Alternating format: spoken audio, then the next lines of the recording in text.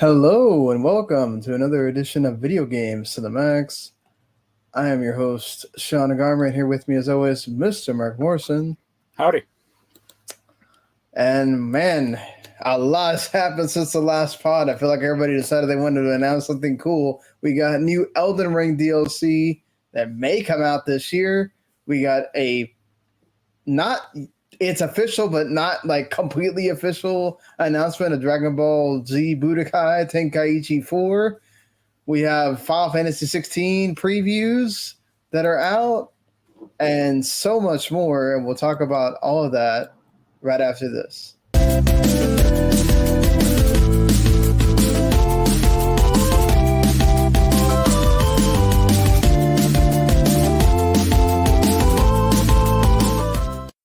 You are listening to Video Games to the Max.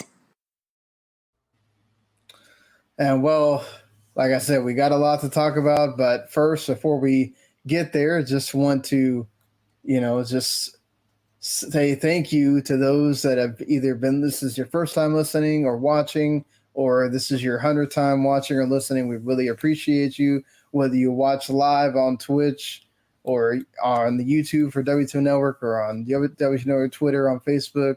You can watch us live there. Usually it's Mondays. We try to be around the 6 o'clock time, but sometimes it's delayed a bit like today. But, if not, if you want to listen on demand, we are available on YouTube on demand as well, W2 Network, and you can go and subscribe Video Games to the Max on your podcast catcher of choice and listen to us there on demand as well. If you follow, subscribe on the YouTube channel, you get other stuff that we do as well that's not Mark and I, but they do great, amazing stuff here on our channel. You got anime with Talk the Keiki, you got MMA with MMA for Marks, you got all the Radlich stuff, whether it's metal music. They just did a review of His Dark Materials Season 3. I'm sure that they're, I think I mentioned last week, they did a review of Cocaine Bear. If you want to go watch that. And we also have, some other shows as well.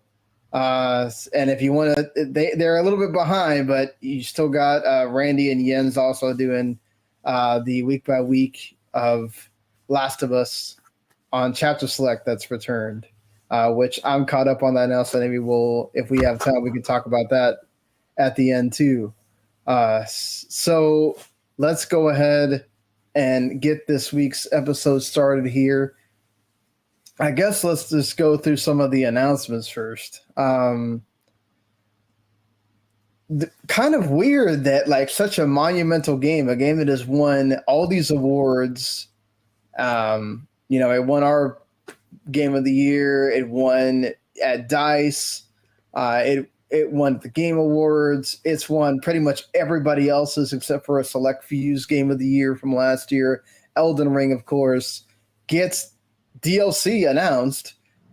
We don't really know for sure if it's coming this year. Supposedly there's a rumor that a time frame they're trying to hit is sometime between summer and fall, trying not to have it come out next year, but I guess if it does happen, it happens. What do you like as the person that loved Elden Ring that's on the episode? We had Jens a few weeks back. He loved it as well. What did you think did you always expect there going to be Elden Ring DLC? And is there anything that made you go, okay, they better have this in there? I mean, I was expecting DLC, but it wasn't missing any huge feature. I know there's some Coliseum that people want to play for PvP stuff, but that never interested me or Jens for that matter. So I guess more story content or just more stuff to do would be good. But the game's pretty full as it is. I mean, is there a certain story beat from, I mean, I know we've kind of joked about what is Elden Ring story or what? No. No story at all. It'll just be a new area or a new subcontinent or something like that in probably 50 new bosses and all right, go at it. Okay, fair enough. Or it could be a prequel, or it could just be the whole landmass, but 100 years or 500 years or whenever, like before the fall or the corruption, you know. All right, fair enough. I mean, so for you, it was complete. It was perfect. They don't need to add anything. Just give you more content, more bosses, more Right. things Yeah. to play. Yeah. There was no like quality of life. Like, was the co-op the best it could be? Did they need to improve that at all? Is there? I mean, the only way I would improve it is the way that people don't like is to turn off invasions, but they're dead set on that crap, which is dumb. So, no. But co-op was really smooth and pretty easy to get into. So, and like it wasn't like a limited thing like in past games, which is nice. Yeah, you could do it from basically anywhere, right? It wasn't. Well, that, but also, I mean, you need like one, like a item to do it, but you can like farm out the item and just kind of make it yourself instead of like past games where you had like it was governed by like your humanity or like by whatever dumb thing that Bloodborne did. Like you had to be like in like an alive state or like a certain state to like do online, and this is like pop the item and go. Right. So okay, that was fun. Well, I'm glad that your favorite game from last year is getting DLC. That's always good when games that we enjoy get to continue on. I'll get to experience that later this year with Xenoblade Chronicles 3 getting the big DLC, which will give me the excuse to finally play everything else that came out, because I'm usually not big on like, oh, let me go play Colosseums or adding a roguelike mode that they added in the last one or whatever. I would kind of want to see what those new characters are going to add to the story and how they're going to build out this whole, which looks like it's going to be like a prequel to the whole story of how we got the founders and everything else. So that's going to be cool. Elden Ring doesn't have like it has that for like the super lore nerds, but that's not appealing or interesting to like most players because it's not actually part of the game. Right? Yeah, you have to kind of like find it if you really want it, and it usually requires you to go off the beaten path. Right? It's not right. Yeah. Or it involves like you scouring the world for like 10 books that explain everything.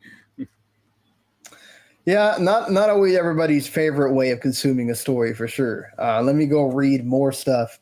I mean, it's been a thing for a long time. I mean, I was playing mostly One Piece Odyssey this week, so One Piece Odyssey does that a lot too. Hey, if you want to know actually about what happened in One Piece during this thing that you're playing, here you can go read like 20 logs. By the way, it's like. Yeah, that's for super lore nerds at that point. Like I've watched all the episodes. That's all. I don't really want to go read all through that again. But I guess for people that haven't and you're more interested, you can definitely do that, or you can, I guess, just go watch episodes of the show. Probably more interesting that way. But something something else, Bandai Namco. Something we did not expect. Like a lot of people thought, okay, for sure, Elden Ring's going to get some kind of DLC, right? They're not going to let that go, and they're going to move on. They're definitely going to make something else.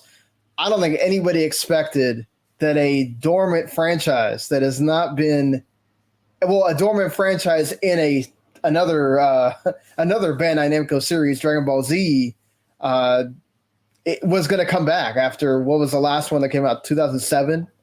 So, the officially numbered ones, right? There were some spinoffs and all that. But as far as officially numbered ones go, the last one was Tenkaichi 3, which came out on the PS2 and Wii. And it was announced at an event. It wasn't like, hey, Bandai Namco hasn't put out an official trailer or whatever like we got with the Elden Ring DLC, but it's announced at an anime event. So it has the nomenclature. I'm not showing that trailer because I don't want to get us copyright striked, but it has official nomenclature. It actually has the official Budokai name in it, which in Japanese it's called they call it sparking in Japan. So yeah, So as somebody that you reviewed some of them, you really liked Fighters.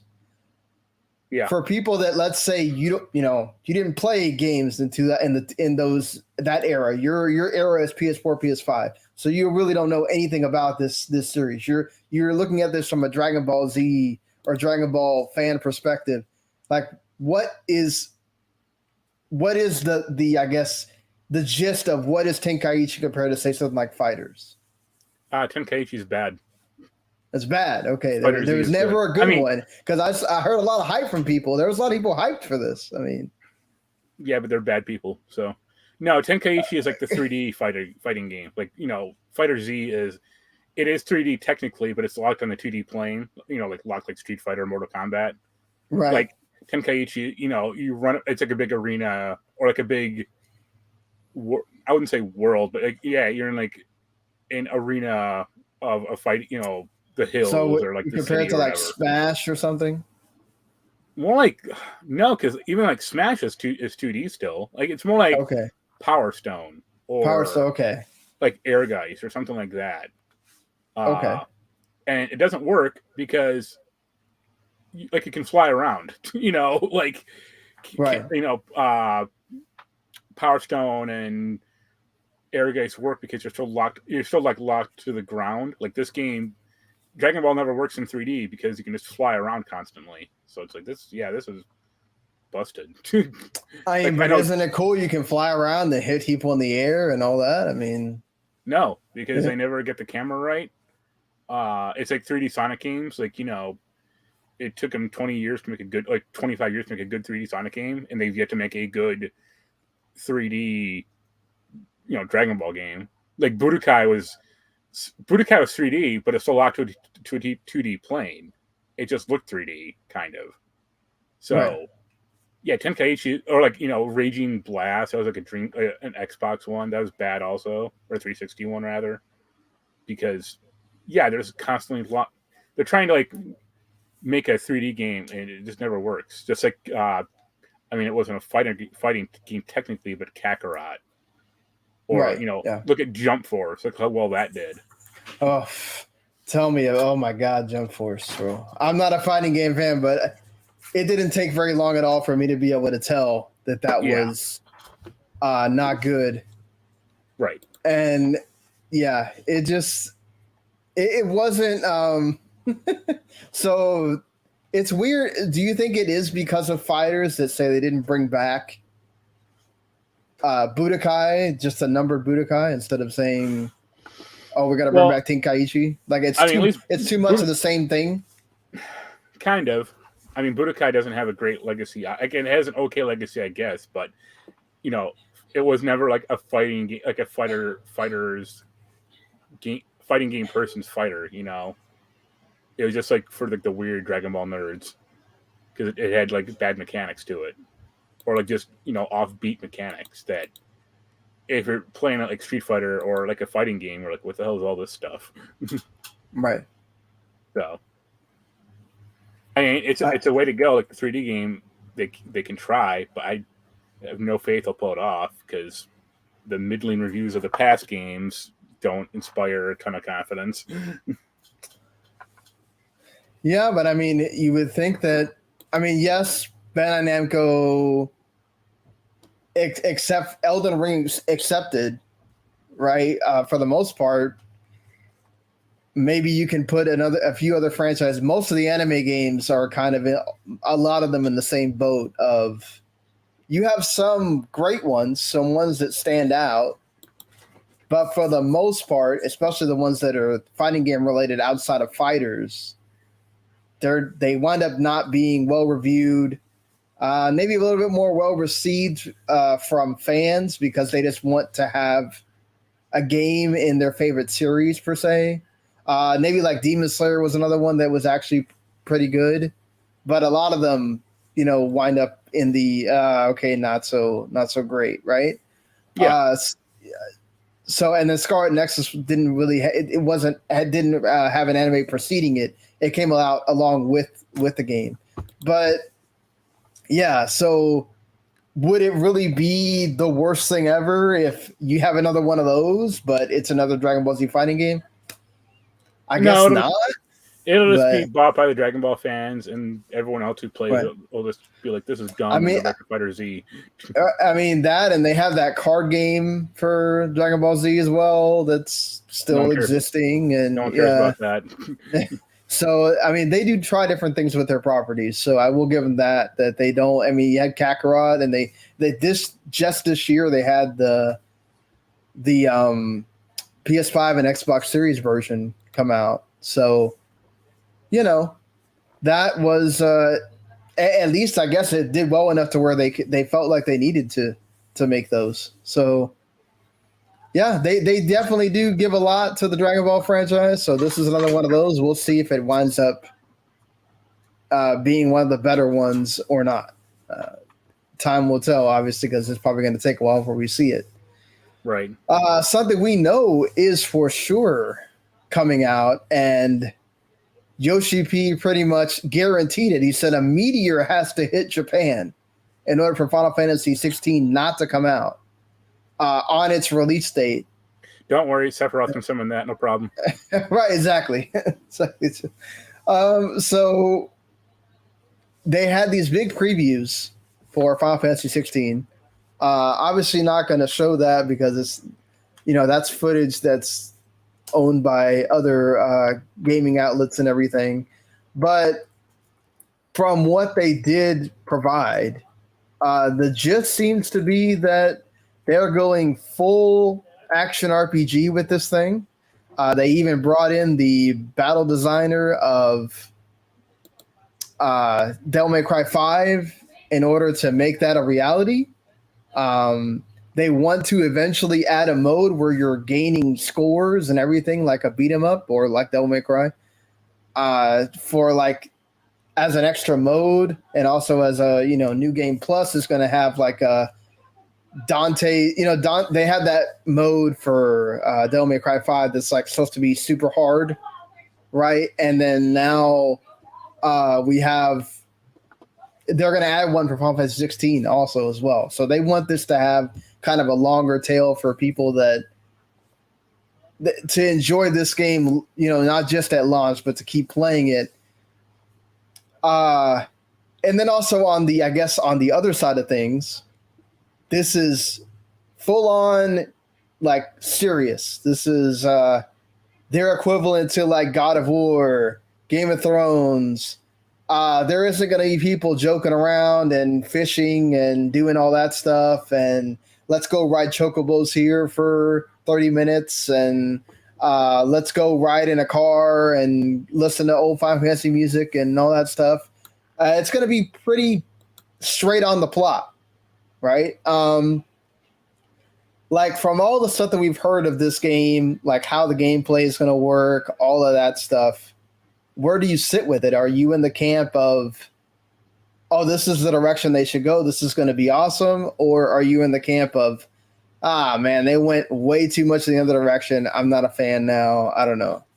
I mean, people didn't like Final Fantasy XV's battle system for being basically too action-oriented or too, so them going further in that direction is like insane to me. I mean, I thought it was fine. Personally, right. But everyone you talk to pretty much says like, or every Final Fantasy fan says like, I want it to be turn-based again, and they don't want to do that, or they think that format is dead. So it's like, why call this Final Fantasy anymore? Or why not just start a new franchise, like Grim Dark Adventure or something like that? Keep talking for a bit. I got to shut the door. Also, the whole idea of it being like a serious game is laughable to me, because every time they tried that, it is so melodramatic and so like overly serious. It just becomes like a farce. So either one, they kind of fail. So yeah. I mean, I agree with that. They didn't really straddle. So that's the thing is, Final Fantasy 15, you could say that they tried to straddle the line a bit. And they added a turn-based mode later on. Right. They added that set mode or whatever where you had to, which actually felt weird. Yeah. At times. Bolted it on, and it interrupted the flow of the game. Yeah, I mean, it kind of felt to me like the same thing they did with Final Fantasy VII Remake, where they added the one where you still have to pick all of the moves. Yeah. From like a menu, sort of. And to me, I get it. Some people did play that way, right? They felt natural playing that way or whatever, but it felt weird to me. Like, I was like, it didn't feel like this is the way they intended for that game to be played. It was just something they added so that you don't have the people getting upset that, oh man, this is Final Fantasy VII and I can't play, and I can't play the way that I'm used to playing or whatever. Like, that's messed up, And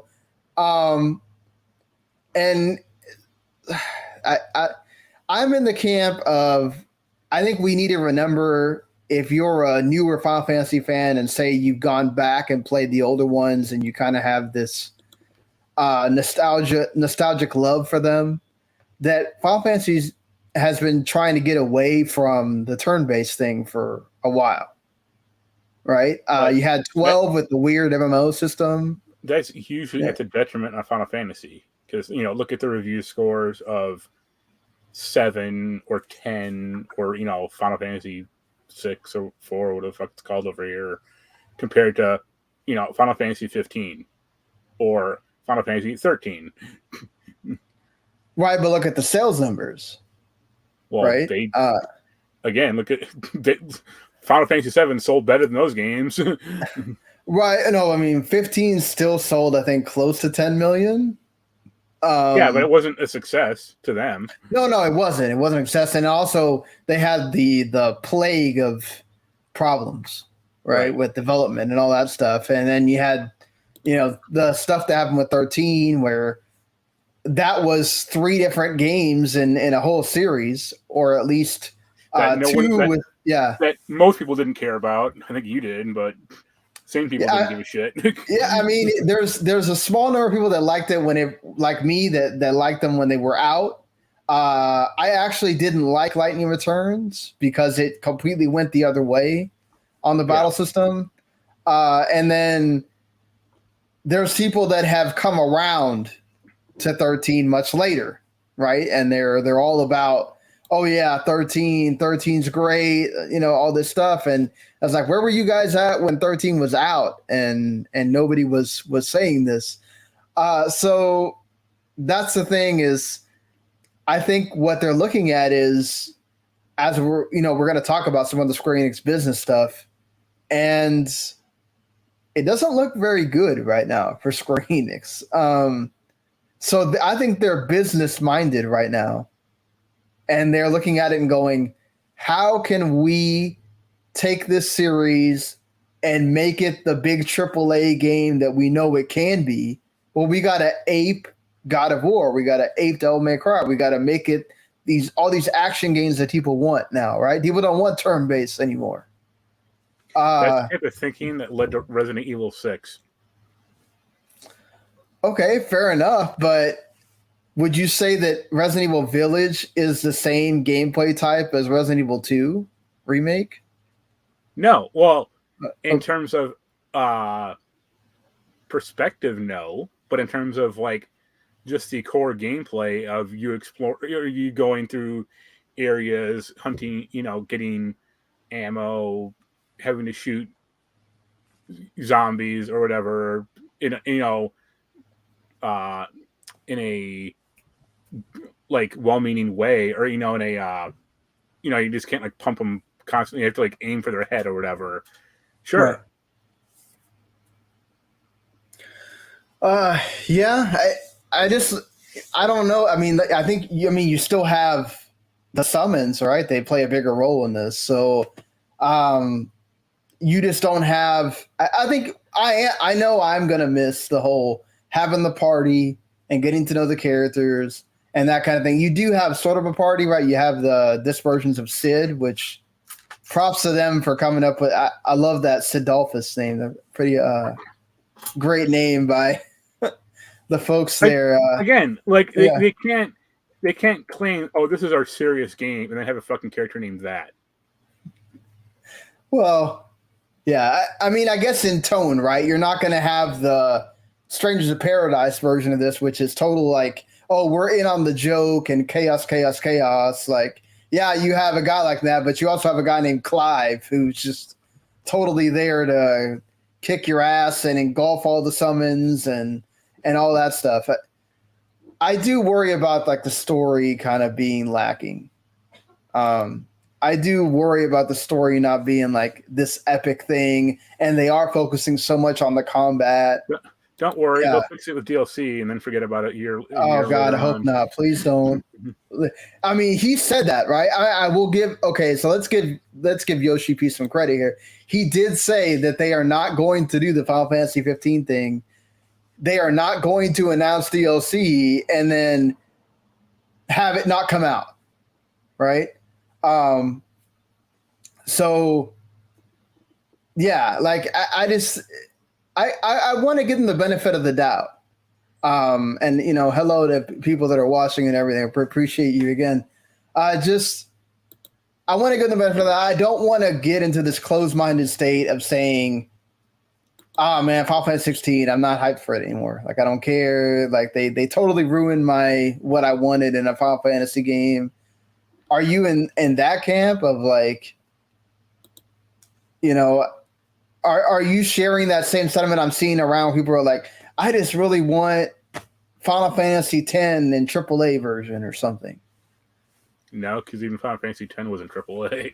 Right. I mean, well, that's what I'm saying. They want like the big bad version of, I guess, Final Fantasy X, because that was the last one that was truly, truly turn-based.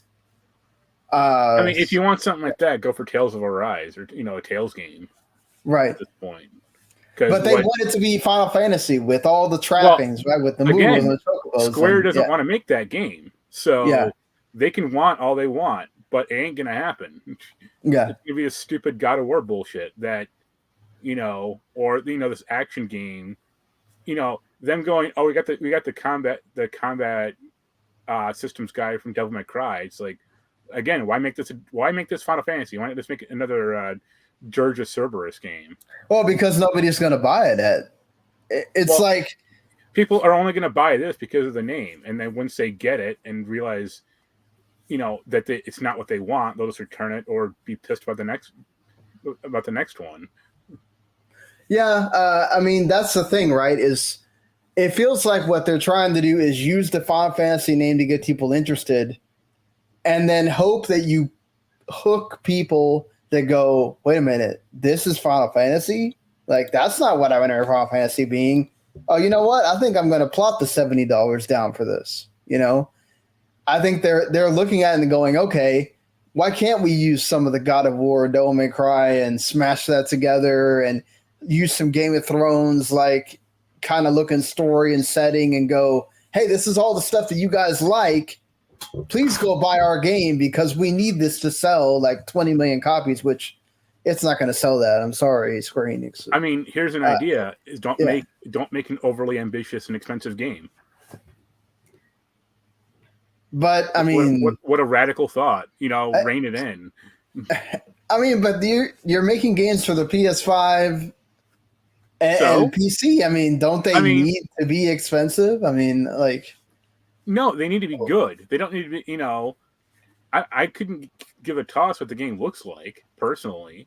As long as but that's fine for us, hardcore gamers.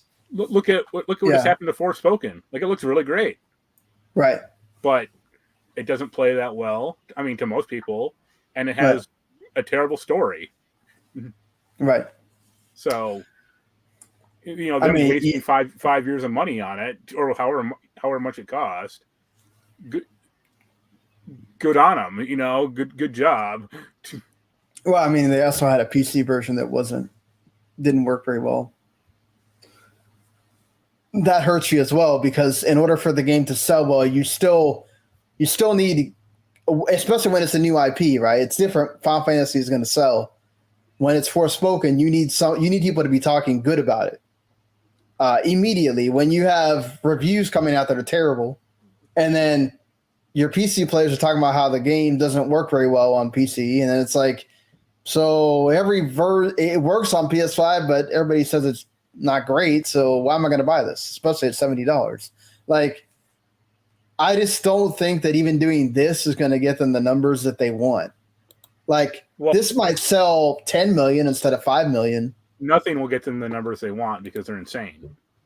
Right. Yeah, I do agree that they're insane. Like, if the nostalgia of Final Fantasy VII didn't get you more than the 5 million, you really think that, like, again, totally grabbing everything from games that do sell that much because they have the Sony name behind them. Then it's a problem of having this game. I mean, it's not out yet, so we can't judge it all. But like, right, we can't. It's a problem of this game having no identity at that point. Because I'm just going, he stole a bunch of stuff from Game of Thrones and God of War and other Devil May Cry. It's like, why is this called Final Fantasy? Or it still has. And I tend them having like dumb chocobos and a really stupid Sid name in it. Like that's the only. The whole Final Fantasy VIIs are the entire crux of this story. So I mean, you have to put that out there, right? Like, they're Ifrit and Shiva and Garuda and Ramu. They're all a huge part of this, right? The whole point is that apparently he's like the Persona 5 main character. Oh, I can have all of them. And I guess you for some reason you want to learn why he can get all of the summons, right? He can control all the summons. He has a glove that can handle 12 materia summons in it. Yeah, exactly. But I don't know. I mean, I do worry about, like, I think it's nice to have that flashy game, right? It is cool. It does look cool. And I apologize, Austin. We have already talked about it, but if you have some ideas that you want for the Elden Ring DLC, Mark thought it was perfect the way it was. He just wanted more content. So if you have some stuff you'd want to see in it, just, throw it in the chat and we'll discuss it as we're talking about other stuff here. But yeah, I don't know. I worry about, like, they went too much on the flashy side. And I mean, that happened a decade ago. Right. No, but I mean, that was the thing with Final Fantasy 15 as well, right? There wasn't really much of a challenge in that game. It was really about trying to make everything look cool, but it did have, aside from the last chapter, which was totally screwed, and then the preceding DLC that didn't make the story make sense, the core 4 characters and their bond together. Yeah, and told a nice story, right? This game is ditching the 3 other characters. So you're just like with this jackass. Right. Yeah. I mean, that's the thing is, are we going to care about Clive and his plight? Are we going to care about any of this stuff? Are we just going to play it? I mean, that is the worry, right? Like, I worry about that part. Are we really playing this for the Devil May Cry, and then the rest of the stuff that makes the Final Fantasy is going to be non-existent, and it's not going to be fun? It's not going to be enjoyable from that perspective, right? And I'm still excited for this, but I'm definitely now more in the camp of, give me Final Fantasy VII Rebirth, like, right now. At the beginning of the year, 16 was my most anticipated game, I feel like. And then after I saw this gameplay, hey, I'll play it. I enjoy action games. I'm not like the biggest Bayonetta fan, however. I like Devil May Cry. I know I'm going to be able to play it and it'll be fun, and I'm sure there'll be some challenge in there and whatever. But it's funny you say Final Fantasy 16 is the most wanted game for this year, or was, because it didn't even make my top 8 list. Oh, okay. So even before this, you weren't really that excited. No, So, like, did anything that we saw or that was talked about made you even less excited? no, 'cause I'm still pretty ambivalent about the whole franchise as a whole. Like, if it gets Okay, good reviews, I might buy it. If it right. doesn't, oh well. Yeah. I mean, who knows if review code will appear for that or not? I mean, it is a huge franchise that when it gets to those big games, those kind of tend to be harder to come by at that point. But yeah, it's one of those where obviously we know what the game is. We know when it's coming out, June 22nd. I'm happy to know now what to expect, right? I don't feel like there's anything hidden anymore.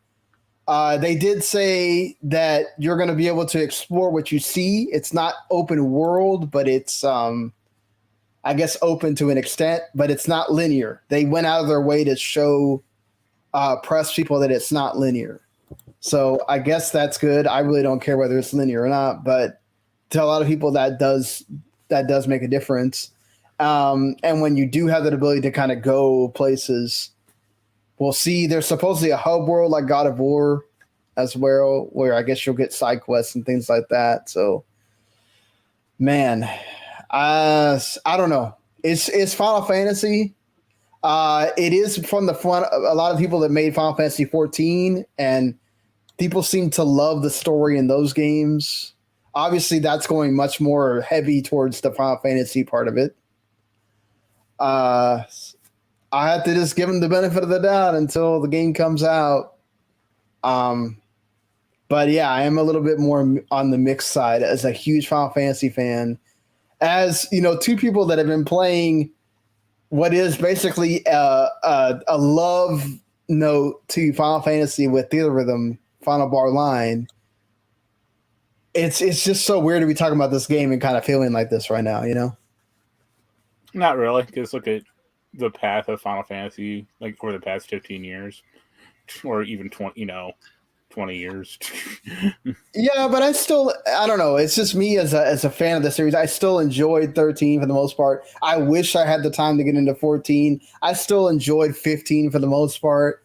Like there wasn't something that goes except for like Lightning Returns. It just didn't hit with me at See, all. like Yeah. you're a fan of like the Final Fantasy franchise as a whole, and Right. I'm always going to be the type of person who looks at the individual games. Okay, Like, I then love that's fine. Assassin's Creed as a whole, but I recognize there are bad Assassin's Creed games for sure. Yeah. So you're excited for this thing just because it's Final Fantasy. Right. Exactly. I'm kind of ambivalent because again, I don't particularly care about Final Fantasy, but nothing they've really shown has interested me. And then going, hey, we made a magical version of God of War. It's like, yeah, or I could just play God of War and have a better Right. time because you guys aren't going to top that. Yeah. Very true. And Are they going to be able to? No, they're not. and you also going like, oh, you can. The whole story of the summons is like dumb to me because like they're not going to explore like the pathos of Cactar or all the dumb shit they've done in past games. Like, oh, what is the history of Knights of the Round Table or the fucking Doom Train from Final Fantasy VIII or dumb bullshit they've had. I don't know if they're going to include any of those, but sure. Yeah, just it's just like a free Yeah. Odin, the 4 or 5 the traditional ones that have always been in every single one, which like are boring as shit, Yeah. They kind of went this route with 10, but 10 still had its own like overarching story. They were just kind of a plot point. Yeah, Yeah. 10, the whole thing was just trying to find him. But like the gameplay of 10 is still largely a very traditional Final Fantasy game, like turn-based. Yeah, but the summons were a big part of that like system, kind of, right? Yeah, but not really. I mean, you can play through most of that game without even using them if you really want to do. Yeah, but I mean, it felt like a big deal because they had their own HP bar, and like you could you could change the battle on its head by pulling the summon out or whatever. It wasn't just like, oh, an extra magical attack that I'm using. Yeah. This is like, oh, now it's its own thing. And they're kind of going more towards that of, oh, you're going to have these icon versus icon battles. And they're going to be these flashy big things with QTEs and whatever. And we're going to like, oh, and there's going to be different kinds too. There's one that's supposed to going to be like a space harrier or something.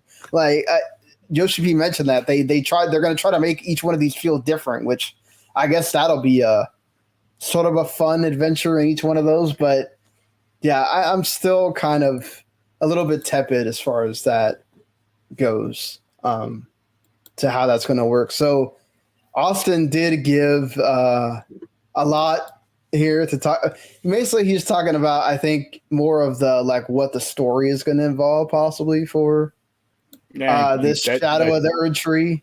Doesn't matter. Which I know you don't care about, but he did say that, you know, every Dark Souls DLC has done three things: extended lore, more weapons, and better bosses. That will probably all be something that's going to be in there for sure. And those are the things you said you wanted, right? You want, you know, more weapons, better bosses, all that stuff. He said that it's going to follow up on the Halik tree. And you probably have no idea. Material. Like, really. Yeah.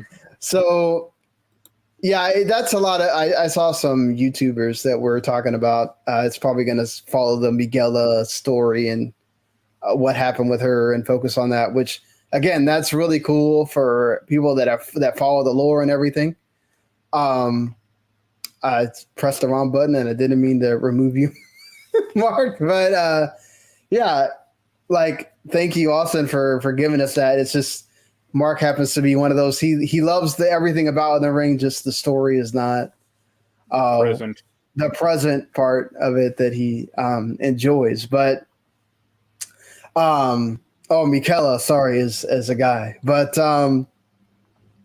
and I'm sure that like I saw a lot of people, and this is why Elden Ring was it was nominated for narrative of the year for.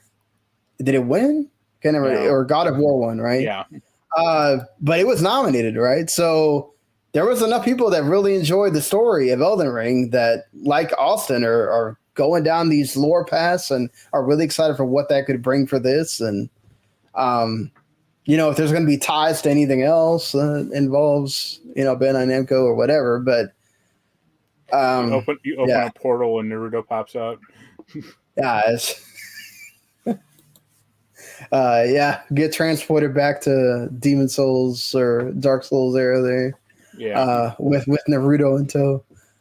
So yeah, I'm sure that they will give us a lot of info as we get closer to whenever this game's going to release, which I hope they don't rush it out. Like I hope that they take their time like they did with the initial Elden Ring, and give us a great DLC that we're sitting there trying to put up there with Game of the Year again. You know, like you don't want it to be one of those middling things that comes out. You can promptly ignore it like Elden Ring. Yeah, well, definitely I will, because I did not play. There was a new game that hit Game Pass, Wulong. Was it Fallen Dynasty or something? And as soon as somebody told me it was like a poor version of Sekiro, I was like, nope. I'm not even going to bother because I know I'm just going to die. The phrase is "get good." So, would you? If let's say you had Game Pass, would you even? You know, because you're not a big. I'd probably play with the end, so yeah, okay, it'd be fine. You know, or yeah. Supposedly co-op's actually really good in that game. Yeah. But yeah, of course, that's made from the people that made Neo, so you know you get some of those vibes. Yeah. I think you're like glitching out.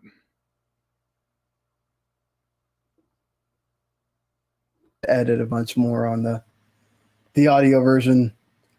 Yeah. And I already lowered the fidelity before we started, which to try to help, and I guess it got to a point where it's like, well, that's enough. And Austin said he's in on, yes, it is pretty much sort of like I guess you could call it a companion to Sekiro. So if that's for you, it's there on Game Pass, or if you want to go buy it, you definitely can. I don't know if that demo is still out there as well. I've heard the first boss is ridiculous, and then after that, it kind of like levels out. So if you get past the first boss, then keep going, I guess. So that being said, I guess since we were already talking about Square Enix, I guess we should just lump the more businessy stuff together, which I'm sure this might be where some people like nope out here, which not meaning to. I just know this is not everybody's favorite part of the thing. Also, should mention that Yoshi P made it very clear there will not be a PC version within 6 months of when Final Fantasy XVI releases. They're going to take their time with that. So it may not come out for 9 months or a year after, which makes sense. Yeah. I mean, it's not like Final Fantasy VII came out like the day exclusivity ended. You played Darktide, right? No. No? Is that the Okay. Warhammer game? The Warhammer game, yeah. Oh, I played the demo or the beta. It was terrible. Okay, it was a demo. Yeah, I've heard middling things about it. Either there were some people that liked it. Yeah. Skip the progression or whatever. So they had Exactly. It wasn't the best received of the Warhammer games, for sure. Of the 20 Warhammer games that released every year. Yeah. Well, I mean, they're making another one right now. I can't remember. They're making at least 3 other ones. I know. Yeah. You know. Yeah, and then aren't they making like the movie? No, I swear it's a TV we talked. Okay, TV show. That's right. Isn't it doing it, or like someone's like, or Henry Cavill? That was it. Yep. Henry Cavill's the one doing it. Yeah, exactly. So yeah, I mean because he got taken off Witcher to do Superman. Then they told him no, and then he couldn't go back to Witcher. So I guess yeah. We'll see. As far as going back to what we were discussing here, Square Enix basically is merging Luminous Productions, the people that made Forspoken, and some of the people that made Final Fantasy 15. Some members of that team were still around, but for the most part, this was a different team. And then they're merging them into Square Enix proper by like May 1st. So they're going to use some of the technology and all that stuff to, further on. But yeah, this is a reward for Forspoken doing so well, right? Yeah, exactly. Forspoken did not do well, and it's probably not going to resurrect itself whether they fix the problems or not. Because at the base, it's not technical issues; it's problems with the game. That's just how the game is. Right. They are still going to do the DLC, supposedly. Well, they have to, right? But it'll be like the most. I imagine it's going to be like the most half-assed or like recycled content in the world. It's so weird to hear you sometimes agree with everybody's take on Forspoken, but then you kind of had a different take on Forspoken. So it's like. I mean, I like it because it's kind of janky and Okay. But I mean, I still think the game had the actual gameplay was fine to me personally, but it's just the story is terrible and the main character is insufferable. Austin was asking, I guess, if Darktide is as good as any other Left 4 Dead style survival co-op game. Both the Vermintides didn't do well at launch. Nope.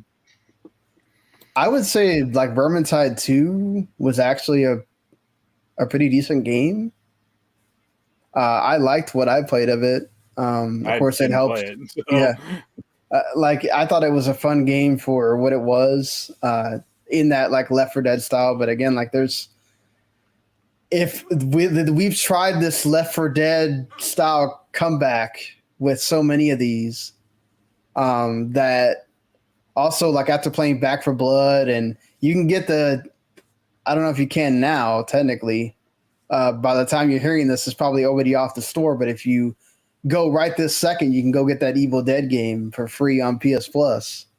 And try some of that. I forgot to even get that because it's like I don't care really. So I didn't realize it until I turned the PS5 on this weekend, and I was like, "Oh crap!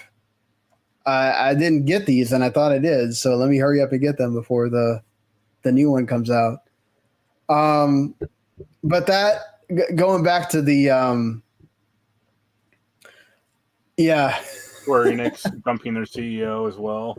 Yeah, Square Enix is like, well, to be fair, I don't know if they're bumping him or he said he stepped down supposedly.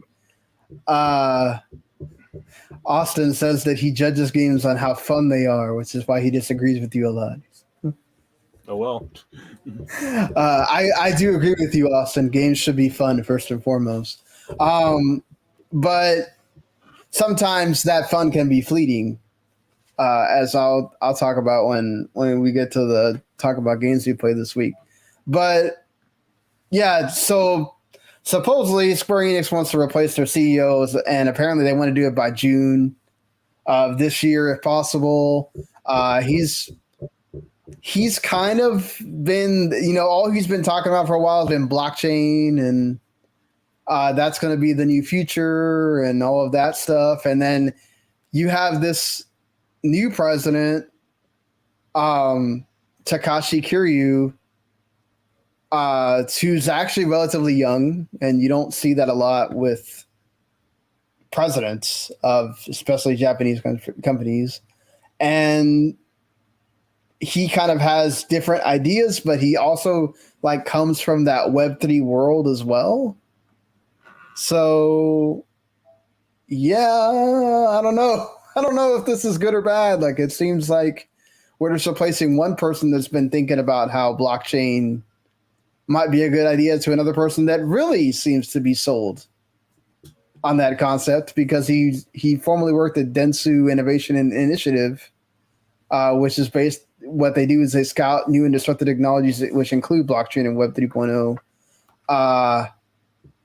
I don't know. I mean, they do already have, Square Enix does have original IPs development for blockchain games or whatever. But it's I don't know. Everything that we've seen about games going in this direction hasn't been well received. So I don't know. I don't really know what the thought process is here other than let's try to be ahead of the curve. It's not work out. I mean, look at Ubisoft. Yeah. So just to look back at this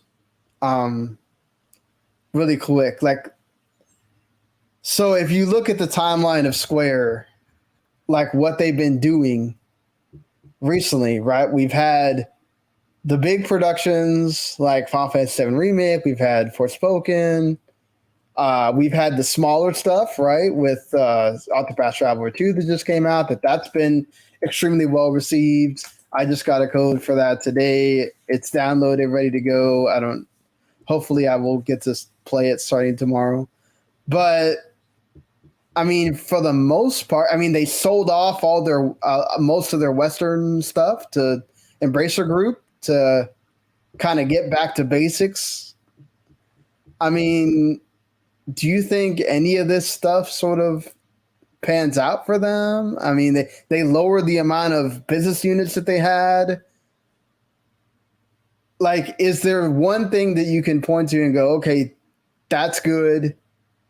Or is everything kind of just bad?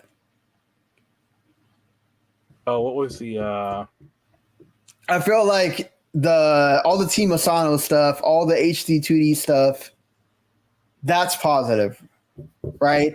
Triangle Strategy sold 1 million copies. That's incredible for being a new IP strategy game. I know for Square Enix, it's probably not going to be nothing. They want everything to sell 10 million copies. Live Alive had wonderful critical acclaim. Love, you really enjoyed it. I haven't gotten to play it yet.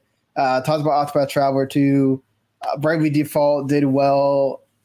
So all of that stuff seems to be doing okay.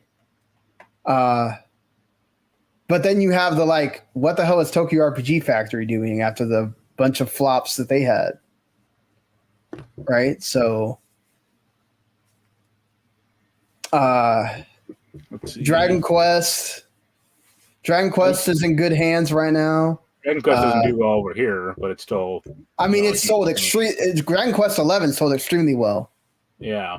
The best it's sold, I think, perhaps ever for the franchise. Which, hey, better now than never, right? You had like other stuff like World Ends With You that kind of came out. I think Square Enix's biggest problem for me is they are really bad about marketing. We get a huge marketing campaign, which is understandable, Final Fantasy, whatever, right? But like everything else they release is just, it comes out. And it's like, yo, like, why are we not talking about Octopath? I mean, the critics are, the people that are playing it are, but you're not really harping it. You know, you're not really promoting it.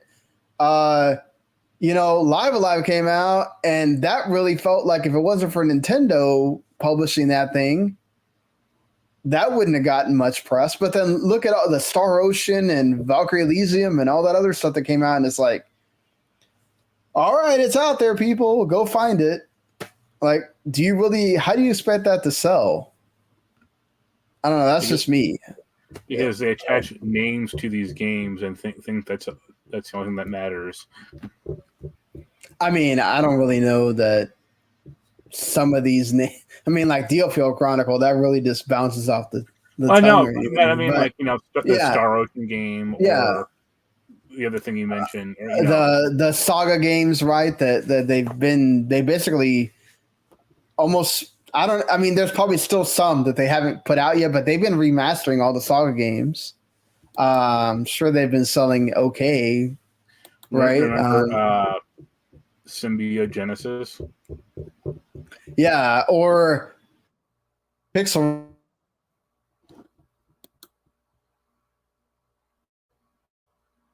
Like they're kind of just out there, or they're out there in the ether somewhere. We'll find out when they're going to release. I don't know. That's, to me, that's their biggest issue is marketing, right? And then it feels like they had all these things in development. They're like, oh, well, we got to put it out now. And okay, we'll just put it out. And it's like, other than the Final Fantasy VII stuff that seems to have a cadence and a flow to it, right? Everything else is just kind of like, I mean, we haven't really seen much from the other two Dragon Quest things that are being developed, like 12 and the remaster of 3. So I don't know. I really hope that they get their stuff together if they're going to bring in a new president. Like, let's get some cohesion. Let's get some flow to this stuff. Let's get some marketing behind these games. If you're positioning yourself for an acquisition by Sony or somebody, which sometimes I feel like that's what they're doing as well. Like they keep bringing all this consolidation stuff, making it smaller, having all these sort of different business units condensing. Like it feels like they're just begging for Sony or somebody to go, hey, buy us, please, so we don't have to keep spending so much money on games and then not getting the sales that we need, right? Because that's why they sold off the Western part, because they kept having these crazy sales numbers that they needed to hit. And unfortunately, not that many people bought Guardians of the Galaxy, even though that was a freaking great game. You know? Yeah. I mean, I really enjoyed the crap out of it. It sucks that it seems like a lot of other people didn't get to. But man, it is, yeah. Yeah. I mean, we can just keep harping on Square Enix forever, but I mean, yeah, exactly. We won't really see much of this for a long while, because when you have changes like this, it's not like they happen immediately. Other than, okay, they might cancel some games or something, or they might, move some people around or whatever. But I just hope things improve for them. It's not like, again, they're releasing some really good stuff. It's just eventually, if your stuff doesn't sell what you need it to, that stuff goes away. So, as much as some people may not want to support Final Fantasy 16 because they don't like what is in the game, it's like a double-edged sword, right? Of like, well, if we don't buy this, it shows them that we don't want that. We want it to be something else. But also, if you don't buy it, it might be a long while before we see another Final Fantasy single player new thing. But given it's their choice to make this Final Fantasy the way they're making it. Right. So when it doesn't sell or doesn't sell as they want, they won't learn the lesson. Oh, make what people want. They'll learn the lesson. Oh, it was too forward thinking, or they'll come up with a million reasons why it didn't sell, as opposed to we fucked up. Are they still working on the apartment downstairs from you? No. Okay, because it's every now and then it feels like somebody's like hammering, or nope, it's like something's moving by you. I don't know if you're hitting something by accident, but yeah. So just to, I guess, go back to things being announced, Paradox Interactive had a thing today. Like an announcement show, which I forgot that they had partnered with Xbox on this. I guess the biggest news was that City Skylines 2 is going to come out and then going to be day one Game Pass. Sure. I don't know where are you on this the City Skylines? I probably won't play it, but I'm sure it'll be good because City Skylines was good, and I'm happy they're making it. Or I'm good on them for continuing the franchise because they ain't gonna make a SimCity ever again. I mean, they are making Civ, so there's. But no, that's for Access, totally right? Never mind. Yeah. Yeah. I don't. Oh, well, I mean, yeah. Why not? Like, at least go with the franchise that people sort of I wonder how much people would actually go for. Okay, we made a new SimCity. Not at all, because there's no trust in EA anymore, and I mean, Maxis is already gone. Right.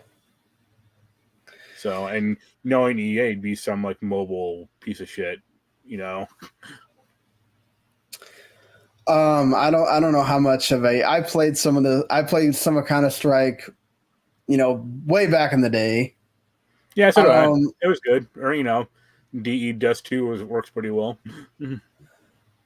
So I don't know how much you would play a Counter-Strike 2 or anything, but it's apparently going to be announced, according to a rumor, and reportedly enter beta as soon as this month, according to Richard Lewis, a prominent esports journalist. So I've seen the idea that it's probably just going to be an engine upgrade as to Source Engine 2 or something along those lines. Or, I mean, it ain't going to be a boxed product or, some full price thing. Right. It'll probably just be very analogous to, if it is more content, it'll be analogous to Overwatch 2, only hopefully not as shitty. That'd be. I don't know. I feel like what you're obviously you could do well with having a Counter-Strike 2 come out after all this time of Counter-Strike existing, but Counter-Strike is still doing well in the esports arena. You don't really have to do this, but I guess it'd be more of an Overwatch 2, right? Of just kind of having the same things, but just adding some new ones. And yeah, I mean, they also talked recently about upgrading or actually adding in more content to Team Fortress 2. So it's someone at Valve finally woke up and hey, we own games. You should do something with them. Right? I mean, it may help you sell more Steam Decks. I don't know. I mean, not Yeah. that they really need help with that necessarily, because I don't really think that they're going to put that in stores anytime soon. But I don't think ever. I think there's always going to just sell it online. yeah, I wonder if they're going to, like, have they ever released figures of how well that's sold yet? Or No, I doubt they ever will. I mean, because they're a private company, so they don't really need to. yeah, they don't have to, but it would be interesting if they ever did, just to see like comparisons. And it might be because people are going to make comparisons to the consoles, Right. And they don't really want that. They want it to kind of be a thing for the hardcore game player and go, hey, it's here if you want it, you know. Although it is a thing that now might be a crawl on Nintendo's side when they release the next one, you know, or if they release the next Switch or whatever. Do they have to try to steal some things from it to make the original Switch games work? We'll see. Speaking of wanting to continue on things, Respawn apparently wants to make a trilogy with the Star Wars Jedi series. You know that Jedi Survivor, the second game in the series, is going to come out April 28th now. They really want to continue Cal Kestis' story. Yeah. And I'm all for that. You really like the first game. Like I've always said, they should just give that guy a show. Yeah, especially with how well, at least it feels like critically. I don't know about how well it did for Disney Plus's like numbers. Andor did. Yeah. You would think that like having something, especially with how we'll talk about it again here in a little bit. More and more of these video games are the new like in thing of let's find a video game to make a franchise out of. Let's make a video game to make a TV series out of. They've mined all the comic books they can, or all the major ones. So. Well, yeah. But I mean, these franchises do have names. They do carry cachet. People are interested in them. There is a reason for that. And why not? This is a way to marry video games and Star Wars, like two big things. Why not do that? I would hope that maybe somebody at Disney is talking to EA and saying, hey, what can we do here? But I don't know. I wonder if Disney's even thought about it. I wonder if anybody's even brought that up to Disney at all. That would be an interesting conversation to have with an EA person. Have y'all talked to Disney at all about a possible Cal Kestis Star Wars Jedi series? Yeah. Just to see if that's been a conversation. But as far as the games go, I'm excited for the second game. I'm glad it got delayed, so it's not happening smack dab in the middle of like Resident Evil 4 coming out the week after. But I'll definitely have the opportunity to like be further done with the backlog and be caught up by then to be able to play this. And then of course it comes out with enough time before the one that everybody wants to stay away from, Zelda Tears of the Kingdom, that it could do pretty well, at least for a few weeks there. So yeah, let's hope. All things considered, EA will probably give them the green light. And I'm sure Disney will as well. So I think it's a matter of like if more than when, or more when than if, sorry, that gets announced. Unless for some reason the second one just bombs, which I don't think that's going to happen. Right. However, I am worried. I've been worried about this ever since it was announced because it's has to do with Telltale returning and this being like their big. I mean, it's not the only thing they're working on, obviously, but it's their like one like original, I guess, kind of original-ish IP that it's based on a comic. Yeah, I mean, I know, but I'm just saying, like, this is from one of the first ones, right? Let's say that one of the ones that got them popular. first Wolf Among Us, which I loved a lot. And then they announced Wolf Among Us 2, and it's just been continuously like secretly delayed, or they just don't talk about it, and then all of a sudden they just made an announcement that Wolf Among Us 2 is not going to come out this year. It's getting delayed till next year, which I'm always happy to see a team delay rather than force a game to come out. And you have more, you're still having games today. Forspoken was one of them that comes out and it's not performing the best, right? So, and he specifically mentions crunch in this as well. They don't want to do crunch again. So I'm all for that as well. Like, let's not do crunch. Let's have this come out when it's ready. Where are you with this this series? I guess, are you sort of really excited about it? Or? Yeah, but I don't have a ton of faith in their ability to pull it off, just given how, thin Telltale got at the end. They were stretched in a million different ways, and they had all they were doing is pumping out, Guardians of the Galaxy or the Walking Dead season 4 and all that other crap. It's like, man, and they just fell into a huge rut, and their engine could not handle it at all. So then switching to Unreal Engine 5 is probably good for the action bits, but who knows about the writing? Yeah, I mean, that is a concern because, like you said, that's one of the things, right? They don't want to follow that same model again of, hey, we got 5 million things going on. This will come out and we'll see, I guess. Hope you like it. Like, now they don't feel forced to just, we got to keep finding the next big thing and make a game about that, Right. So, and it got to the end. It got to the point at the end where it was like, aside from the actual story or the property, every one of their games felt the same. Oh yeah, exactly the same. Looked the same. Had the same engine problems or the same engine.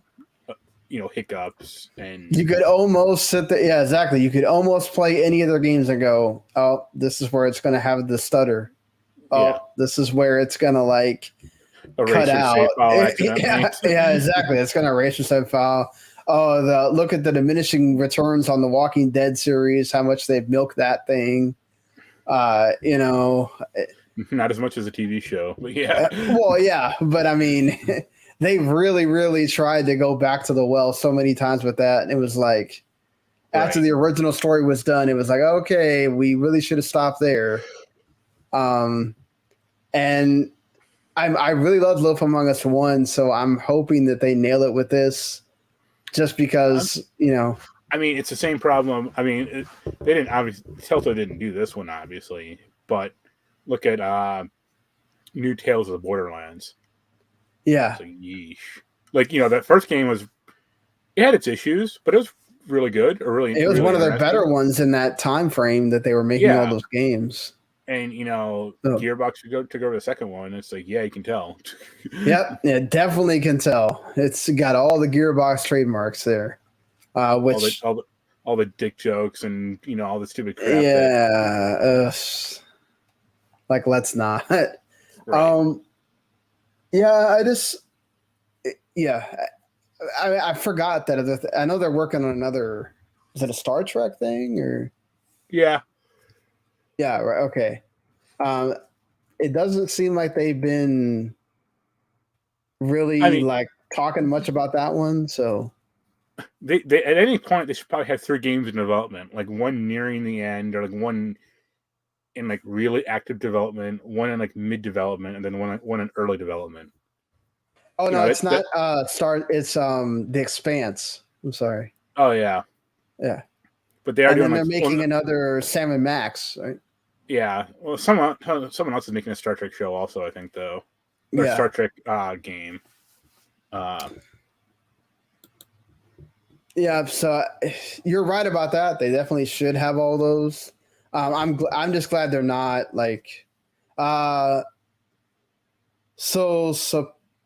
Pose, yeah. Right now, it's just those two, Wolf Among Us 2 and then the Expanse series, which that doesn't even have a... yeah.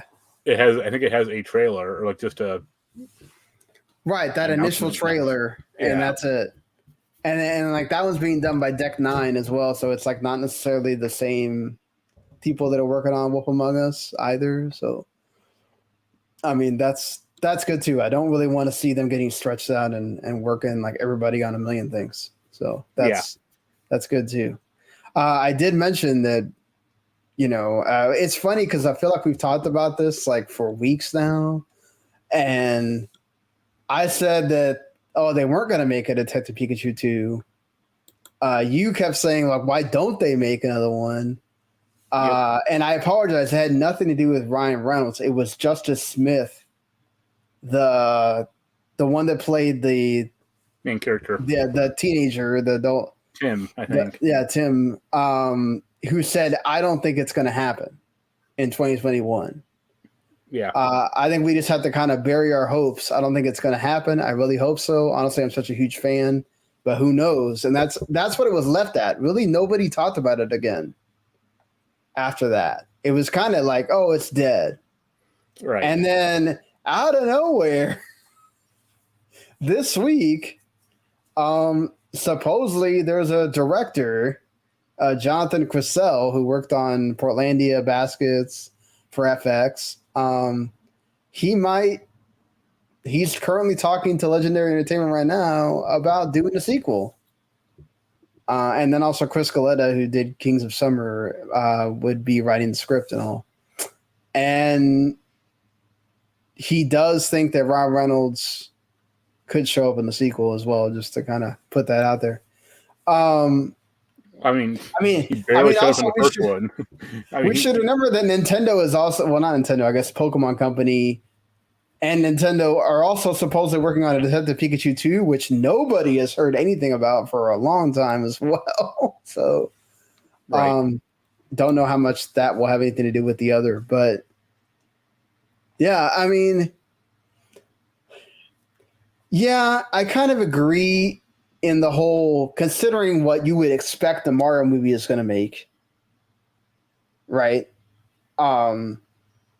If that thing doesn't get close to what we've seen big movies make, which is close to the billion mark, I think that might be a little bit of a disappointment for people. I don't know about Nintendo. Nintendo might just be happy to get close to that. I don't know what their like internal hopes are. But the fact that like the Pokemon Detective Pikachu 2 did not do as well as like even like Warcraft. I think the Warcraft is technically the #1 video game movie, right? Yeah, but it's in China. Right. Yeah, that too. That ain't gonna happen again, or especially with.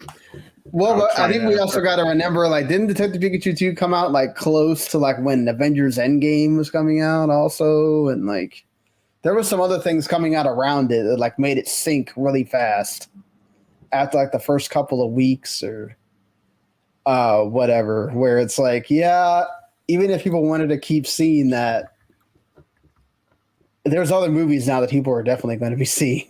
So I hope that they pick a better window for it, obviously. But I really like the first movie. So as far as like, it isn't the like, it isn't the anime come to life or whatever, which I think a lot of people want, right? I think people kind of they wanted the Ash, like, oh, he finally got his moment thing in a movie and not animated, but on the big screen. And that's probably not going to happen. So people kind of need to understand that. I'm only a fan of Ash is on the screen if he's played by Chris Pratt. I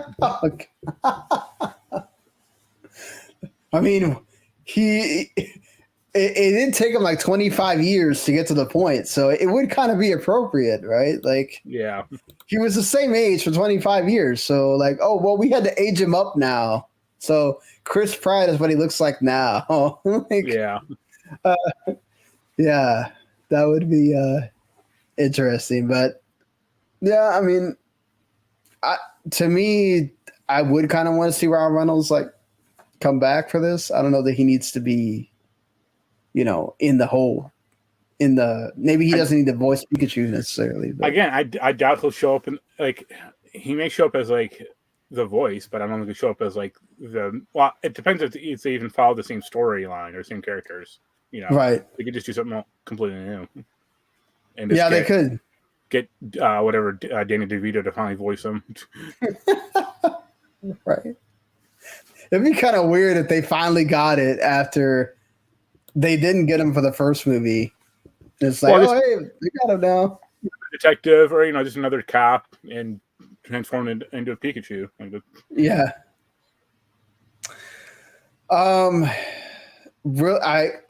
Really quickly, just because I've started to now put like all of this stuff in a segment at the bottom.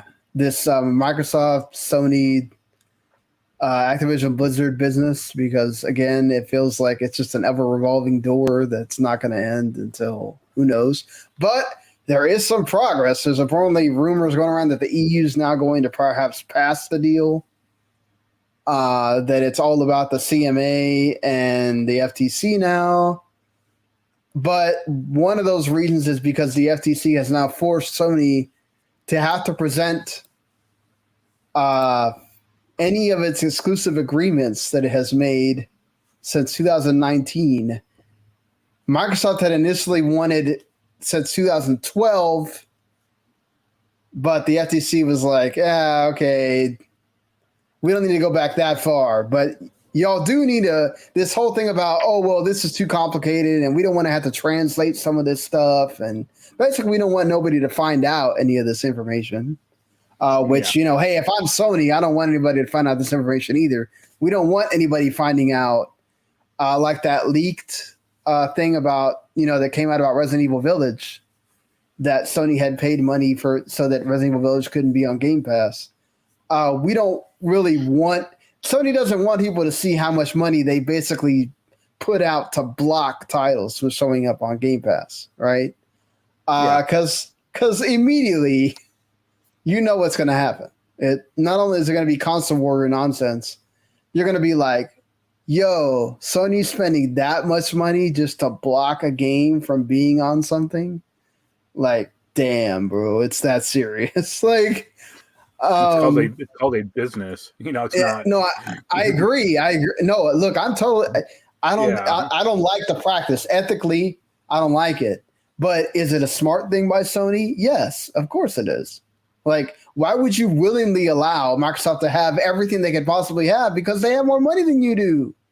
Like, They could literally, if they wanted to, give all of these companies money that could just be like, yo, put it on Game Pass. And then if you get that many games on your service, that many big games, I'm going to switch over to Xbox because look at all the money I'm saving. However, what I've always said from the beginning, and you fought me on this, is now let's be honest here. Microsoft's saying this because, again, they're downplaying everything when it comes to Call of Duty, when it comes to like helping them get this merger across the line. But I do agree with them in a sense. Like, I don't think that there's going to be, if you already bought a PS5 and you play most of your games on PS5, or Call of Duty's already gonna come to the PS5, I don't think you're trading in your PS5 tomorrow and buying the Xbox for that. Like, could you get people that haven't bought a PS5 yet to switch over to the Xbox Series because of Game Pass? Maybe. Possibly, yes, you sure can. But I also think there's a large part of the gaming community that doesn't give a flying flip about Game Pass. Or doesn't know that what Game Pass is. And like, they're going to buy the system that their friends have. And if everybody has a PlayStation, they're going to buy the damn PlayStation. So in a way, I don't think that you're going to have this huge flux of people buying Xboxes now because Call of Duty is on Game Pass. Like, I don't know. If you're not going to get Game Pass for anything, you're just going to pay your $70 and be on your merry way. I don't know. That's just me. Like, if Microsoft was trying to make Call of Duty exclusive, then I think this is a different argument. And I would be totally in agreement with you, Mark, that, yeah, that would move the needle. But they're not trying to do that. So, I don't know. That's what they're saying. They're not trying to do that yet. But like what you said too, they stand to lose more money by making Call of Duty exclusive than letting PlayStation people buy it and give them money. Like, I don't know. It's like Minecraft again, like the whole Minecraft argument. Like, if they would have made a Minecraft 2 and made it exclusive to Xbox, PC, and all the stuff that Microsoft supports, they're just like leaving money on the table. Yeah. I mean, look at Starfield. Starfield's, I think, a different animal, though. Look at Redfall, we're talking about like largely single player experiences aside from Redfall, right? But I think when you it's different. I feel like for Microsoft to shell out what they have for these other studios or for Bethesda's publisher compared to what you're shelling out for Activision Blizzard. And most of Activision's Blizzard's portfolio is multiplayer. It's not a good analogy, sure. Yeah. But I just mean, Yeah, could they get some more money by making PlayStation 5 players pay for Redfall? Sure. But I mean, are there going to be this huge now? Elder Scrolls and Fallout, I will agree, you're losing something there. I do agree that maybe you should think about that because those are legacy IPs that did in some way exist on PlayStation. But that goes to the other argument of here's Sony money having everything they possibly can. Why should we give Sony stuff then? Microsoft should have stopped being a console maker, just become a games publisher. That they could do, right? That question was asked. Just go to Sony. Just go the Sega route, rather. I mean, they did ask Phil Spencer that question. He said no, but he answered it. So it's not like that's not ever been on the table of, well, what happens if you don't get this deal? Are they going to sell Xbox? And, of course, this led to people like, starting this rumor about, if this deal gets blocked, they're going to sell Xbox and whatever. Like, I don't think Microsoft spends all this money that they're doing and they're going to sell Xbox. It's still doing well enough, even without Activision Blizzard. Remember the rumor a few years ago that they're trying to sell Xbox? Yeah, I mean, the thing that worries me more than anything is the rumors of mismanagement that keep happening. For every, let's say Psychonauts or Obsidian, you have all these other studios that can't seem to freaking put a game out. Right. And it's like, at some point, what is going on? Is nobody at Xbox there telling it? I mean, I get it. You don't have to be overbearing, but it's nobody telling them hey, yo, what are y'all doing? Where are we progress wise? Why is this not in a better state? Don't worry, man. We're eventually gonna get Fable, Perfect Dark. Yeah, but I wonder if somebody above Phil Spencer's eventually, is Satoru Nadella eventually going to be yo, Phil, these games need to start coming out now. Yeah. And if they don't, something's going to happen. Heads are going to start rolling.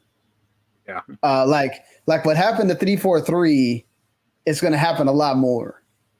And I wonder if that changes somebody's tune there. That's the coalition. They should have been working on Gears 6, for the past 3 years. Not, I guess we'll start it now after our other games have been canceled. It's like, yeah, like we didn't really have a direction with those games. As seems like, I mean, like, dude, the initiative's been around for a while now, and we have no progress on Perfect Dark. Look what happened with Everwild. They had to restart that thing again. All the people that left the initiative that said, "Yo, there was like no direction here." Yeah, and it's like, ouch. Like that's not cool. Like this is a big company. We're not talking about like Joe Blow and their friends started an indie studio and they kind of lost their way halfway through. This is like a big company. Like, yeah. You know, y'all got big franchises. Y'all got people buying your console, buying Game Pass, buying all this stuff for you. You're selling appliances, for God's sakes, off your Xboxes. Now they're selling a Series S toaster. You're selling a freaking much better than you know, Gear 6 or a good Halo. Yeah, you know? I mean, I'm just saying, like, y'all are selling all this crap, but y'all can't figure out how to manage a game studio so they can put out a game. Right. Like, it makes you wonder, like, is Obsidian working because they left all the Obsidian people alone? And they started, and when they have to start something new, when it's like Xbox people running it, they don't know what to do? Like, that, like, yeah, it worries me. It worries me. I mean, I think Obsidian works because Obsidian has always worked. And you know, a lot of the games or a lot of the studios they bought, you have a questioning eye too. Like, why'd you buy Compulsion? You know, when they made We Happy Few, it's like, really? You bought them? The one that worries me a lot, and I saw this and I was like, you know, wait a minute, that's so true. Like, is it Team Ninja that makes Hellblade?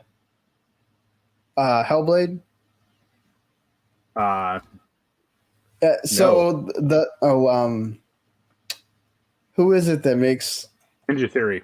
Ninja Theory. Sorry, there was Ninja in the name. Yeah. Ninja Theory. Hellblade 1 came out in 2017.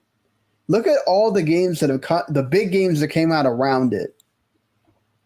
They've all had sequels by now. Right. Like, Hellblade 2 kind of went quiet last year. And then nothing, right? See, nothing. We had developer direct, nothing. Like, to be fair, Ninja Theory made that stupid Bleeding Edge game. You know that. Well, yeah, but I mean, come on. Like, right. That's one of those things of like, yo, for every Hi-Fi Rush, we have stuff like Bleeding Edge. It's like, why? You know, like, so. I mean, that's the thing. It's like I really worry about Microsoft outside of Forza. It's like they really have not been able to, and Obsidian, they have not been able to get things going, and that's the thing that's more worrisome than them buying studios and spending money and putting things on Game Pass and whatever, you know.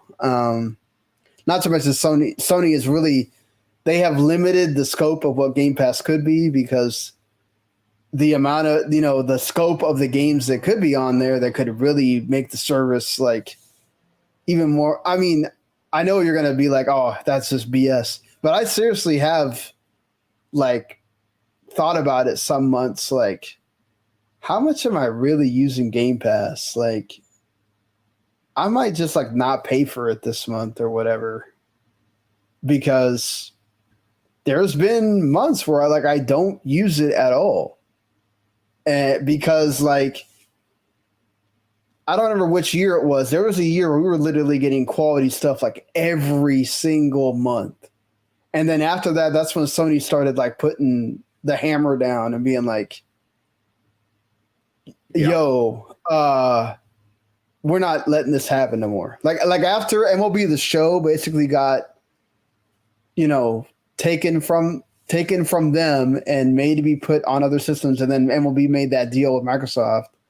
It was really embarrassing for them that they were like, yo, this is not happening ever again, you know? And it'd be funny if this is all like all the Call of Duty Activision stuff is just revenge for MLB The Show.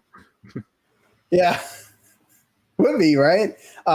They definitely don't want that on Game Pass, and they've said it that they don't want it on PS Plus because they don't want them to feel like we're okay with it being on Game Pass because they don't want to. They want people buying the game and getting themselves, obviously. So, Right. yeah.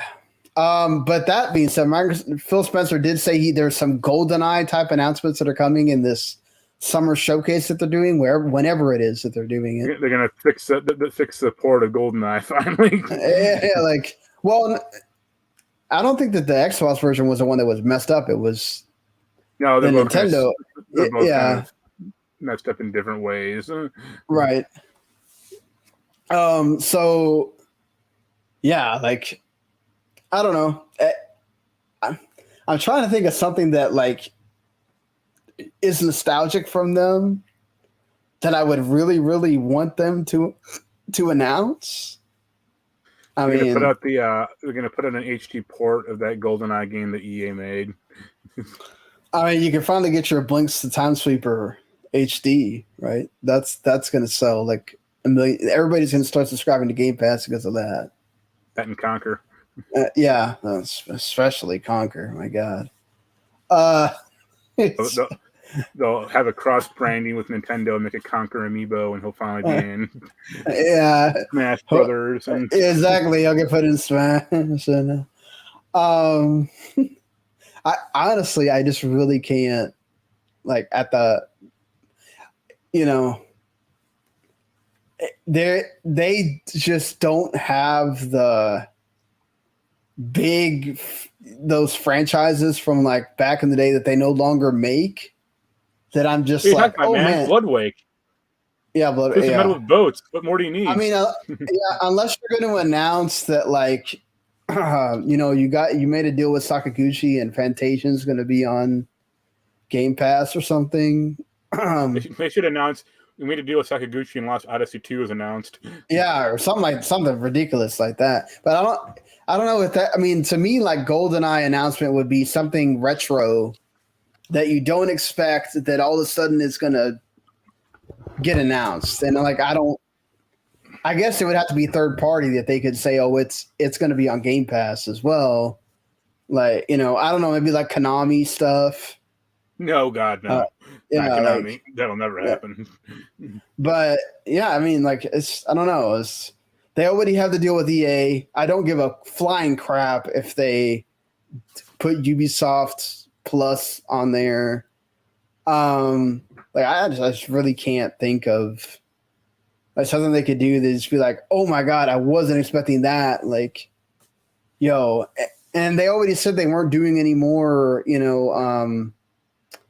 retro games on like making them work as part of like the emulation or whatever. So I don't know. Right. We'll see, I guess. If he just means surprises in general, I guess there's always that possibility that there are some. But right now, I'm just kind of like, okay, well, I guess we'll see. Yeah. When we get there. And then also, PC Game Pass is going to launch in like 40 more countries, a beta version of it, which that's cool. I'm always happy for Game Pass to be available in more countries, which a lot of it's like Central America, even Ukraine, the parts of South America that didn't have it previously, basically, and other like European and African countries that didn't have it previously either, like Egypt and Morocco, Algeria, all that. I mean, that's cool. I'm very glad that more people get to enjoy Game Pass. So that's all great. Getting to games we've been playing, how much more have you played in Like a Dragon Ishin? Not a ton. Yeah. I really wanted to finish up the RPG, and I finally did. So now I'm going to go full throttle on Ishin. Oh, okay. Yeah. How did you like the ending of Like a Dragon? It was fine. That was really easy. The wrestler boss, like right at the end, was annoying a little. Like I died to him once, but second time I wasted him. Yeah, I think I almost died that one time when I was like. He has like a one move that's like a one-hit kill, and it didn't quite prepare for it correctly. And the second time he did better. So And he also never used it the second time, which I thought was interesting. I was like, wait a minute, and then you get to the final boss, and it's like, oh, okay, he's not even a challenge. Yeah, he's like a total pushover. Yeah. I just kept using the orbital laser move over and over. Yeah, there's some moves that like once you learn them for certain characters, it's like, yeah, I'm just gonna keep spamming. Yeah, it's constantly. But, yeah, I really like the RPG quite a bit. I probably more than most of like a lot of the other Yakuza games I played, as far as like the story goes, or the story, endearing character. Oh yeah, I mean, absolutely. Like, I don't know.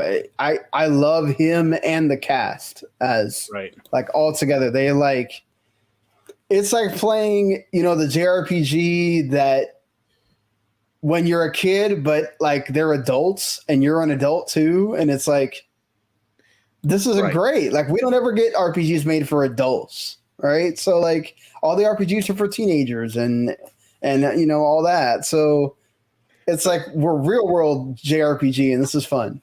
The one still surprising thing about that game, honestly, is that like Square-Enix allowed them to use Dragon Quest.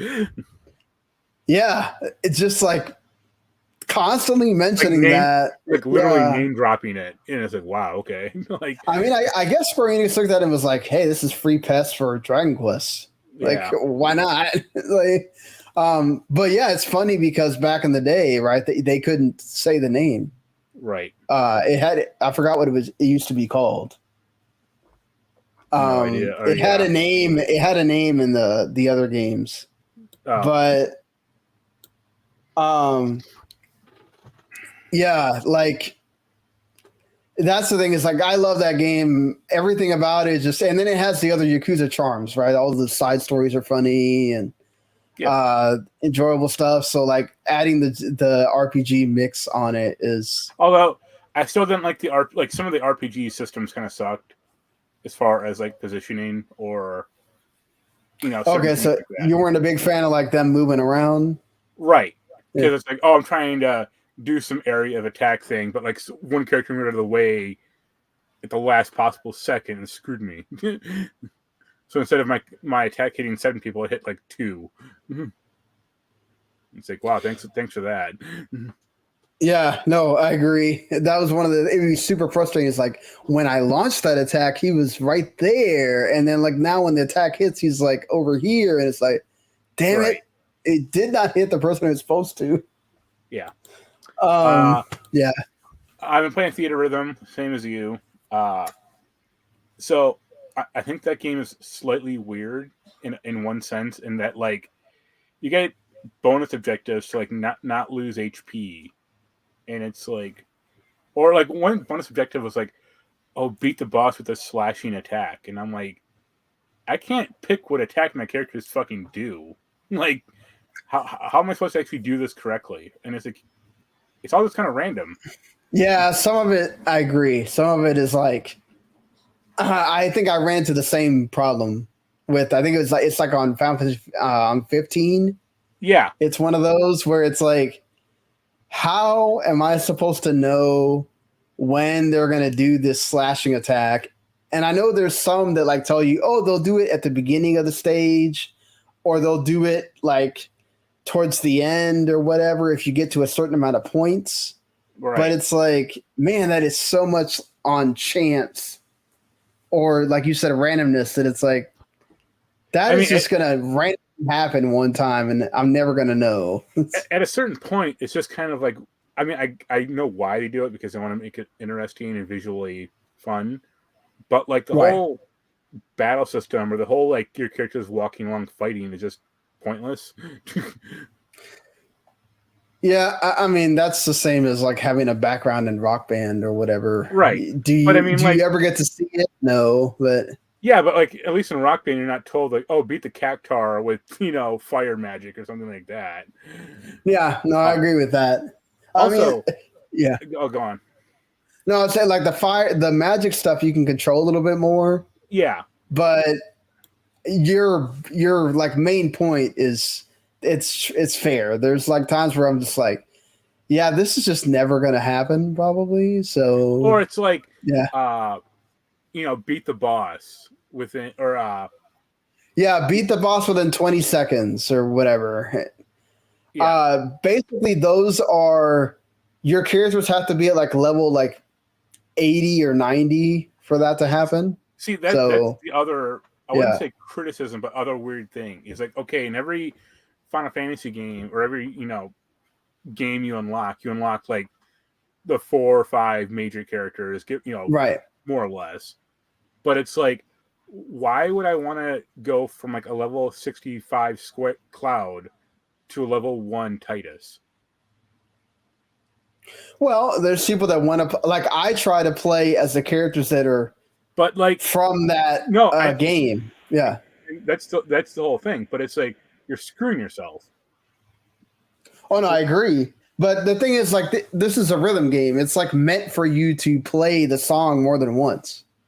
I mean, more than once is fine, but like when there's such a great level disparity between 1 and 70 or something, it's like, yeah, I got to play this song, 12 different times in order to get this like level 1 Titus back to even approaching Cloud's level. Or, I mean, I can use like some of the experience items, but you only have like a limited number of those. I mean, to be fair, there's really not ever. I mean, other than the ones that say, okay, you have to use this character. Right. There's like one Final Fantasy 15 one that was like, oh, beat the boss or beat the stage with Noctis in your party. I think that's fine. Yeah. Because the characters don't really matter at that point. But yeah, beat the boss in 30 seconds. It's like, well, no way I can do this with like a level 2, Yuna. So I'm just the ones that bother me are also the ones that like have you use attacks. So like none of those characters that are from that game use. Right. So like, oh, I have to hope that I kept leveling up Cloud or Tifa or whatever who do use those moves so I can use them in that instead of like there's one that tells you to use I think it's like Thunder or something, and none of those characters have Thunder. Right. And it's like, why would you include that then if you can't beat that with the characters that are meant for that series? It makes kind of no sense. But I mean, overall, it's a fantastic way to just enjoy Final Fantasy music. I mean, that's kind of the thing is you just it'd be better. It'd almost be better if they just turned all that crap off and just said, pick a song and enjoy. Also, I mean, granted, I have not played a ton of it. I mean, you might be able to answer this better because you've probably played way more than I have. I have yet to even see one of those FMV songs. Really? You get it at the end when you beat a whole series.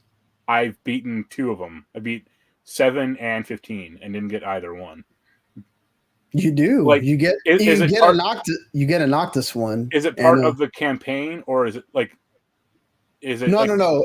So it's not like the 3DS one where they make it part of the campaign. It's like an extra level. It's an extra level you get after you win clear the whole series. Maybe you have to like go back into it or just play it separately. So exactly. It'll show up in the quick play section. Okay. Yeah. All right, that makes more sense then because I was like, I know it's supposed to have this stuff in here. Where is it? So it's basically like the same thing. There's always one character that you unlock when you clear the whole series. So it's like that. It's like an extra reward for clearing it. Oh, now you get to watch like cutscenes of the game while you're playing the song. Right. But I mean, like Randy told me he bought it and he's hooked on it. Like that's like the only game. Like that's what I did all last weekend. Was play Theatrhythm to the point where I was like, wait a minute, I got to play other stuff. And I think I ended up clearing like all the ones that are in the demo. So 2, 5, 7, 13, 15. And I didn't get to 14 because that's a lot of songs. It has like 32. Right. And then I cleared FF10 too because it only has 6. So I've unlocked like. So I tried to go in order. I think it's there in order of difficulty is what it is. No. So, well, the star system, the ones that the way that it's set up is, it's the way that they have the series there is supposed to be in order of difficulty or whatever. Like 10 is like an 8-star game or 8-star, but then 15 is like 2-star. Right, exactly. So I still like it, but it's just kind of funny to me. The other two things I'll mention, I picked up a copy of Art the Lad Collection, finally. Oh, okay. The PS1 thing. I found a really Yeah, I like good those price games. for it. Yeah. And I went to Astronomicon this weekend. That's that big comic convention. Yeah. And it was hilarious because it was supposed to be like Kevin Smith was going to be there, Jason Lee was going to be there, Trish Stratus was supposed to be there. When I say supposed to be there, they actually didn't come because the weather. Damn. Oh man. I mean, Trish did come, but she was pretty late. But like the big names at this thing basically didn't show up or canceled. I mean, that makes sense. Like, right. I mean, I still met Jason Mewes, met Brian O'Halloran and Jeff Anderson from Clerks. Met Joy Lauren Adams from Chasing Amy and other stuff, and they were all cool, but it was just kind of funny. Yeah, I mean it's cool that it sucks the weather ruined. I mean, a little bit. It snowed like pretty heavily Friday, like really like 6 inches or so. And it's like, well, that's valid, but maybe you should have come a day before, Right. Yeah. The other two things I'll mention about that, which will be relevant to you. Sabu is a small dude. Yes, he is. He's a very small dude. And Sandman is looking pretty rough. I mean, to be fair, the fact that he's still moving around, sometimes is definitely thanking God, considering all the stuff that's happened to him. Yeah. And I also did not recognize Rhino at all. Oh, really? Did he like slim down or something? Or he got kind of bigger. That's the thing. Oh, okay. He got bigger. Okay. Yeah. Well, yeah, like oof, not looking good there. Yeah. Also, the last thing I'll mention, I got a special piece of gear, which I'll talk about next week once I fully get done playing with it. All right, sweet. That'll be a nice surprise. That's always fun. We can have surprises on here. I basically, because I'm just trying to like get rid of the backlog of reviews that I have, and this game, along with Space for the Unbound, came out at a time when I was like moving. So there was like weeks at a time where I basically could not touch this game at all. And then other stuff started coming out, and I was like, oh, well, I got to play some of this because of the podcast and all that. And I was like, okay, I'm just going to play a little bit more. I don't think I need to beat the game to review it. Mileage may vary on how you feel like you have to beat a game to review it, whatever. We've had that conversation before. Right. There's times where I do feel like you have to, and there's times where, I don't think you really have to. But beat all of Final Fantasy, Theatrhythm, Final Fantasy, and then write the review. Yeah, you definitely don't need to do that. Speaking of that, I'll probably play a little bit more of that and then just write the review as well. But now watch me freaking go unlock all the series or whatever now after I say that. So I played One Piece Odyssey. I didn't mean to at all. I wound up because I had, like I said, a few weeks ago, I had actually caught up to One Piece. Yeah. Which was, I was like behind, I think like almost 80 episodes or whatever. But I binged it all in like a week and a half, and I got, I guess, really nostalgic feeling for One Piece. So I was like, okay, I'm just going to play a little bit. And then I really didn't notice that they weren't kidding about once you get past that first Alabasta arc, it gets a lot shorter. So I literally went through like almost the rest of the game in like a day. So I got to I got through the Marineford arc. I got through all the other two arcs. Dressrosa felt like it took forever. to be fair, that arc is longer in the anime, and then you get to the end. Apparently, my PS5 still says I have 30% of the end to do. Yep. That really felt like it took forever to get to where you're finally fighting the final boss, because in between each one of those, when you go to the arcs, I think I mentioned it before, you have to like have a chapter where you're in the island that was made for the game, right? Wofford or whatever. And you have to fight one of the colossi.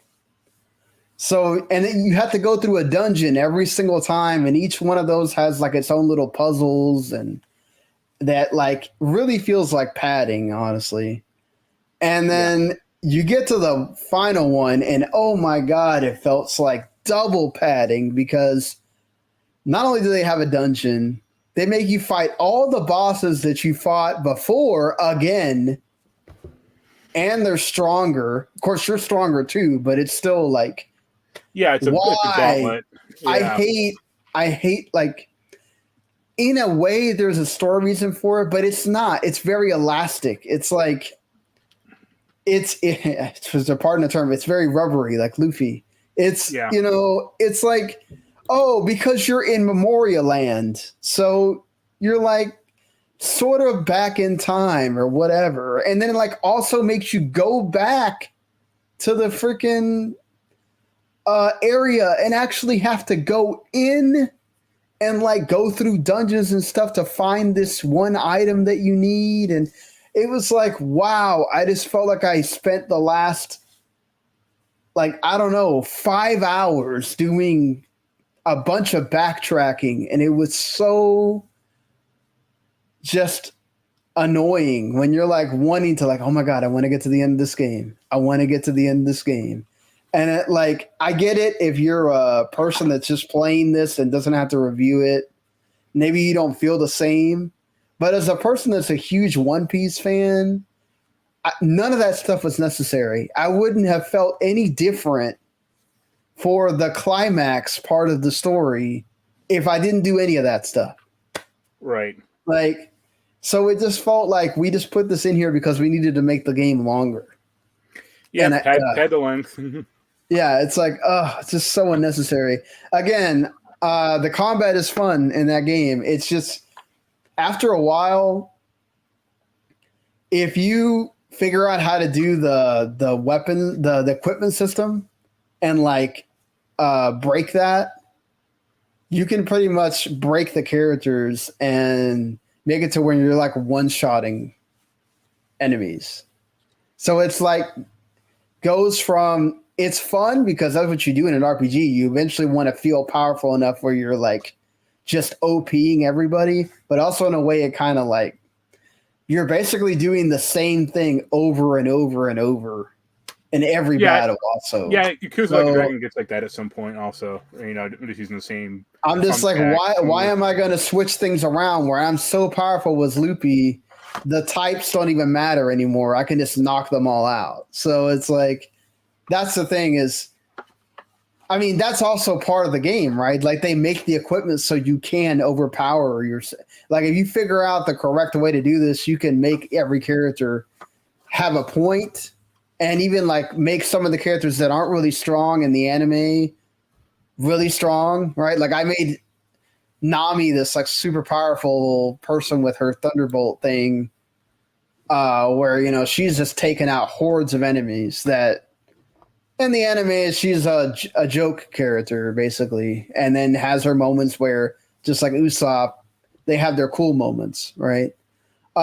So, yeah, I still think this game is great if you're a One Piece fan, but only if you're a One Piece fan. Like, this is a game that's, man, as soon as this thing hits a sale and you're a One Piece fan, go buy it. You're going to enjoy the heck out of it. You're going to enjoy all the stuff that has to do with One Piece in it. If you're not a One Piece fan, don't go buy this because it's an RPG. You're gonna nope out after a while. I'm telling you that right now. Yeah. Like, if this hits Game Pass or something, then go for it. But I would totally say they did right by the One Piece fans, but everybody else, that definitely ain't for you. It's just like Kakarot, the Dragon Ball RPG. Exactly. That's pretty much all I played except for some Theatrhythm. Space for the Unbound. It's a story game, so I don't want to talk about it again until I'm done with the story, which it started going into the places where I was like, oh, this is going to be like that. Like, this is going to be like Night in the Woods and things like that, where it's like, oh, this is going to, I feel like I'm going to start getting emotional here. So like, I'm going to wait till I get to the end of it. But I really have like enjoyed it. Every chapter gets better. There's more story to it. It feels like it adds on to what you went through in the previous chapter. So I do think that it's going to be one of those indie games I'll probably be talking about when we get to the end of the year. Like, it was maybe as a game, it's very simple, right? Like what you're doing, but the story is so good that it's worth like playing the game for, you know? Sure.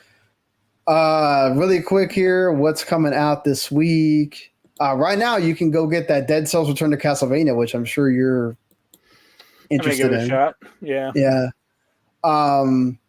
And then also that if you haven't played the Outer Worlds, I think I talked about this last week, that Spacers, was it? I'm going to mess up this name again. Spacer's Choice Edition. It's basically like the Game of the Year edition for that. If you haven't played it yet, that's the version to go play. That's a great game. You should go check it out. The one, I guess, new-ish game, I think it's actually like a remake or a remaster of a different Fatal Frame game. Fatal Frame Mask of the Lunar Eclipse. Lunar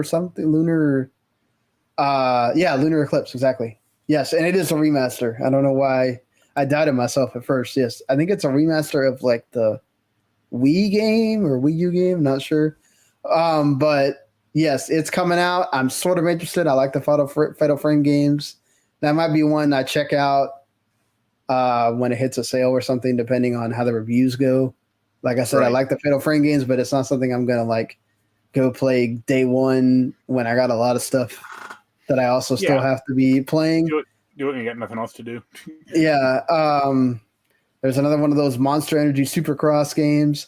One of the indie games that I have been kind of keeping tabs on, Oni, Road to the Mightiest Oni, comes out this week on the 9th. I've been trying to hit up somebody for a freaking review code, and it's all like Japanese publishers, so I'm having like no luck right now with finding somebody. Learn Japanese. No, they have stuff in English, but you know how they like, it's one of those where I don't know if you ever try to reach out to people and they don't really have like a press email. It's like they have a contact form, and then like that's all there is. Record of Agrisfor, which is actually pretty good strategy RPG, is hitting the Switch. It got remastered on there. Session is also on Switch, so there's that.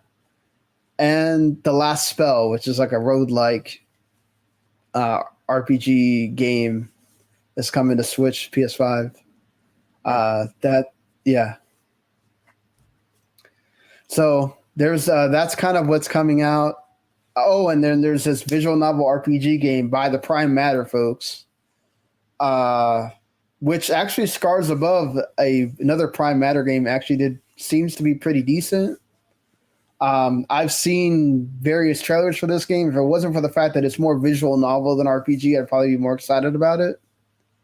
But the like turn-based RPG mechanics look fun. It's too much visual novel, and that's where I kind of like go, yep, that's not for me. How can such a thing be possible? Yeah, it's like I love the RPG stuff, but when it's like so much text, I'm just like, yeah, I'll just go read a book. I'm good. Right. You know? But yeah, we're getting closer and closer to when we get, Resident Evil 4 remake. I wish I was a Trails fan. I know a lot of folks are waiting for that Trails to Azure game as well. That's coming out in a week or two. And then WWE 2K23 as well. So not going to lie, as being a John Cena fan, I kind of want to play that. But I don't know about want to play the whole game. And I always end up having fun with those games. It's just like the problem with 2K is the same problem I have with FIFA, where I get really excited and I play for like maybe a couple of weeks, a month at the most, and then I'm just kind of like, I drop it. Right. And I'm just like, I think this year I'm actually not going to get FIFA for that reason, because I know I'm just going to do the same thing again. So you need to call yourself a soccer fan. Hey, you could be a soccer fan, not play that game. But yeah. That's just crazy talk now. But all right, until we meet again here next week, thank you everybody for watching and listening wherever you are. We appreciate you. Until then, enjoy your games and see you later. Later.